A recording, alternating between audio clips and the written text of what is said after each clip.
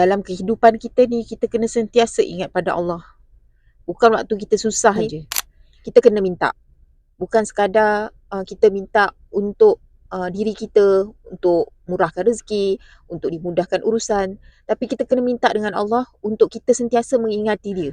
Ya, semua tu kena minta. Sebab dengan izin dia juga, Allah lintaskan kita untuk kita nak ingat pada dia. Kalau dia tak lintaskan dan dia tak gerakkan kita, kita tak dapat nak ingat dia. Ada kadang-kadang tu fikir kita banyak amalan yang kita tahu.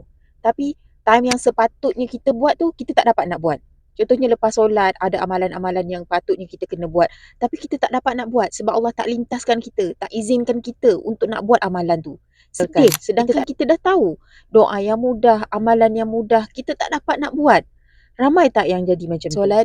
Cuba usahakan untuk hafal dan untuk nak amalkan. Doa ni semua orang tahu.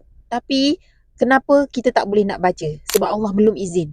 Jadi kita usaha untuk tulislah dekat mana-mana waktu lepas solat, make sure kita rujuk balik untuk kita nak baca doa ni.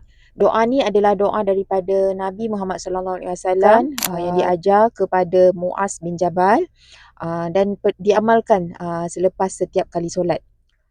Okay, doa dia, auzubillahi minasyaitanirrajim, bismillahirrahmanirrahim.